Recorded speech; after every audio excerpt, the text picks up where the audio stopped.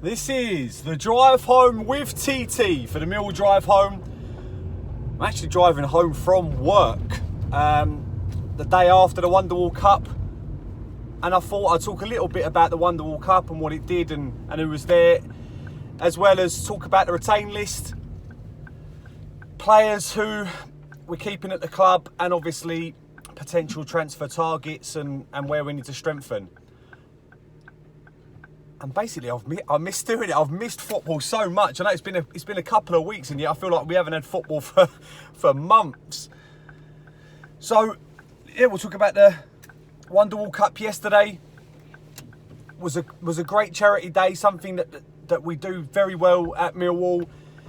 We had a London Lions team with a snazzy green kit, and the F2 Freestylers team, which was great for the youngsters. They absolutely loved it. I took Zach, and two of my other Lions went with Alfie and Jason, and they were fortunate enough to wave the flags on the pitch as the players come out.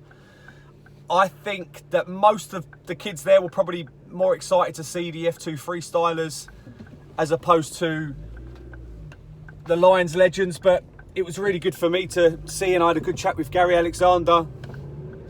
Danny Shitu back at the den. One of the funniest things that happened was typical Danny Shitu moment, where a player's trying to get the ball off of him and he's tried to barge him off the ball. He's had absolutely no chance whatsoever and gets bounced into the stands nearly. And little things like that, like I said, they're raising money for charity, the SAFA charity, which is an armed forces charity, and Childline, and they're two great charities. And like I said, it's something that our club does really, really well, and we don't get enough credit for. But Mickey Simpson and I think the Northern fellas, Phoebe, his surname's Phoebe, they organise it. But it was good, it was a family atmosphere. Could even have a pint in front of us, like watching a game of football, which is virtually unheard of.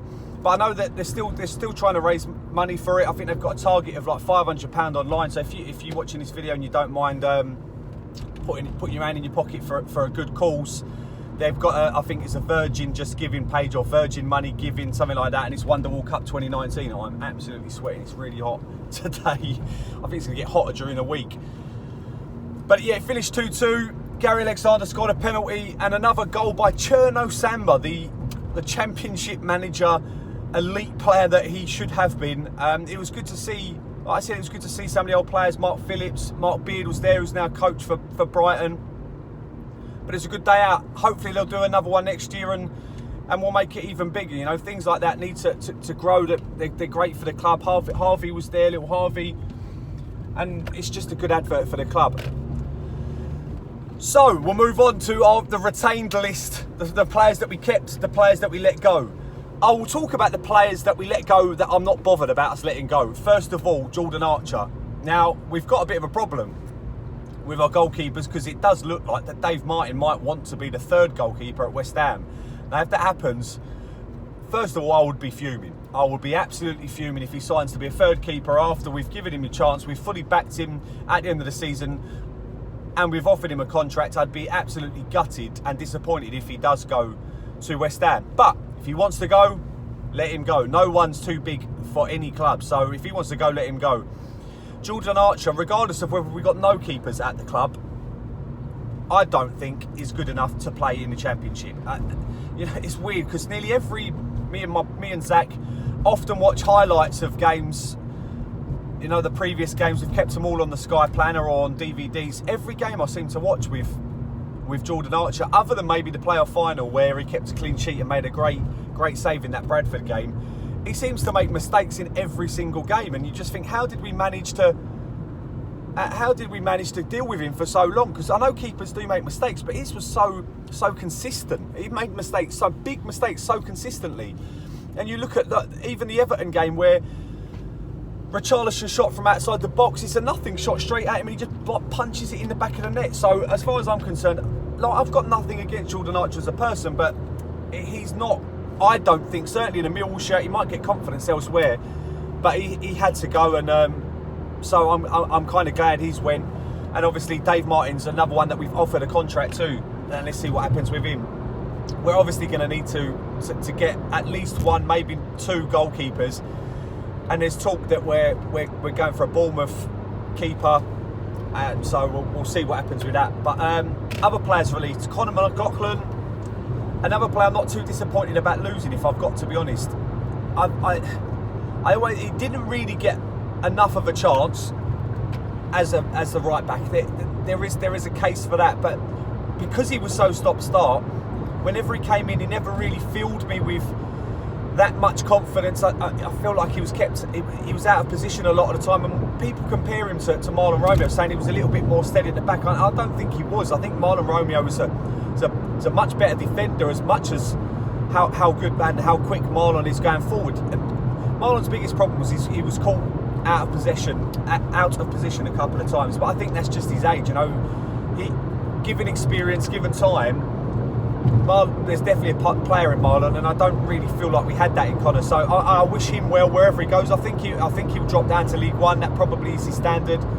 I can't see him going to another Championship club, and I think that pretty much says it all, really.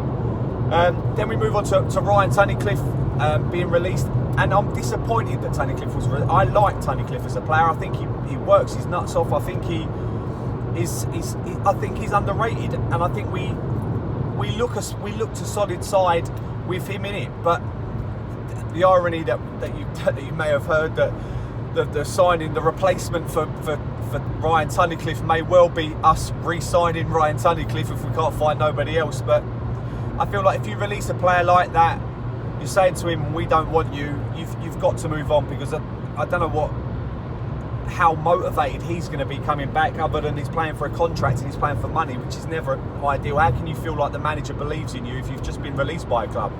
Now, I don't know whether they tabled something like an offer for him and he rejected it, but I don't think they even did that. So I can't see us wanting to sign him back.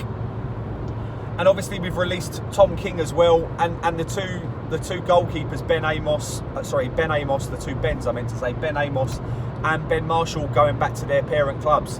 What the hell Ben Amos is going to do, because he's going to have to get another club. He's not going to be able to stay at Bolton on the money that he's on. And Ben Marshall, no other way of putting it, was an absolute massive disappointment the second time round. And I think kind of unsettled the squad. Fergie was doing well in that position, and he's kind of rivaled Fergie for that. Just as Fergie started, he made a massive claim for that. That position became his, I felt. Now, Ferguson played really well left back towards the end of the season and kind of pushed Meredith out. And Meredith's a player that I think next season will come into his own. I think he was tired this year. I think he's been carrying knocks and injuries. He's never really got back to full match fitness after playing in the World Cup. After, starting the season sluggishly, I don't think he really got it. But players have said, fans have said that maybe he doesn't have it in his legs, but I don't believe that. I strongly believe that Meredith will come back fighting, and it's his position to lose when we start. The big problem we've got is obviously Lee Gregory has gone, and good luck to him wherever he goes. Although not so much good luck. I don't want him to do too well, but I'm still rating for what he's done in a Millwall shirt. But it gives us an opportunity, because we now need to sign some strikers. We've obviously got George Alexander, Gary's son, as a youngster. Whether he's big enough at the moment to play Championship football consistently is a question. Because otherwise, you've got Tom Bradshaw coming back, and coming back from what? Because we didn't see really what he could do in the first place. And then we've got Tom Elliott and Steve Morrison as our other strikers. Now, the absolute fault of those two being our starting strikers in the Championship next season is pretty horrendous, I've got to be honest.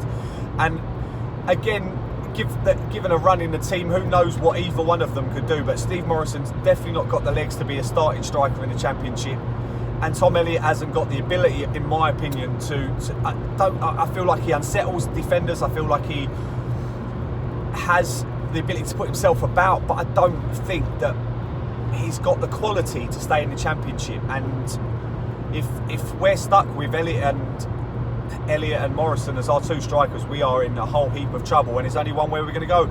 And to be fair, Neil Harris has said he now needs to be backed. There was some stinging words that he left in the ear of John Berylson and the fans and the players, that discord in the dressing room. and he's let a lot of players go, and there's talk that maybe Aidan O'Brien may be moving on. Not happy with the fact that he's not getting first team football, or maybe not happy with the fact that he's not been playing striker, because he is a striker at the end of the day, and that's where he wants to play. So maybe him going, and the other thing potentially would be Jake Cooper. Will we hold on to Jake Cooper? Do we want to hold on to Jake Cooper? Now I say, do we want to hold on to him? Not because I think he's a bad player in any way, shape or form. He was my player of the season last year. I thought his all-round play, the fact that he was solid at the back consistently and had so many goals and assists. You know, he had as many goals and assists as Jack Grealish. Now, who would have put that in on his CV? But he's certainly putting it on there. And I'm talking about, will we want to keep him, considering what the transfer fee we will get for him, and then what can we do in and around but buying other players? Because if we're not going to be given the budget to buy players without a big sale, then we may well have to sign. We may well have to sell him, and then look to strengthen the squad, because that's more important. Obviously, ideally, I want us to be able to keep our best players like Jake Cooper and invest in the squad. I want us to be able to do both. But if we're left with one or the other, I probably would say that if we get 12 to 15 million for Jake Cooper, now people will be laughing at that figure, but you don't want to be, because given the market and what good centre backs are going for, and at his age, he's easily in that bracket for me, 12, 15 million. Now if we can get that, we may well have to take it and look to strengthen the squad as a whole. It's difficult to see, like I said, to see who we can get in. We need two more central midfielders. Ben Thompson needs some assistance in there.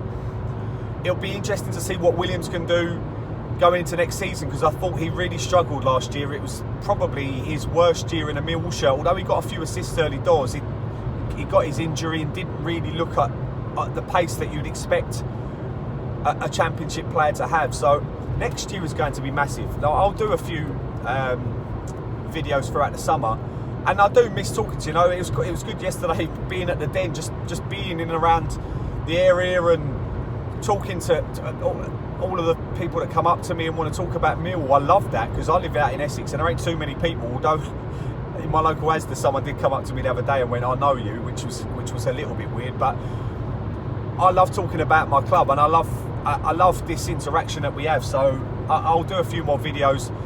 Tell me who you think in the comments. Who do you think we should be looking to sign? Tell me if you were at the Wonderwall Cup, because I know a few of you were there. I saw quite a few of you there, and like I said, it was great to see a number of us out there. Who should we sign? And should we? I'll ask you that one question about Cooper. Is it worth? If we're going to get 12 to 15 million pound for Jake Cooper to strengthen the squad, is that something that you would do as a fan? It pains me to say, because I really like Jake Cooper. I think he's a great player, and I think he's certainly one for the future. But 12, 15 million, if it's anything less than 12, I'm out. I wouldn't take it. But I don't know whether, I think that's where I'd rate him, to 12 to 15 million. So we'll see what happens with that. Thanks for watching. Put your comments in below. Tell me if you're at the Wonderwall Cup. Like and subscribe if you haven't already. I appreciate you watching. Come on, you Lions.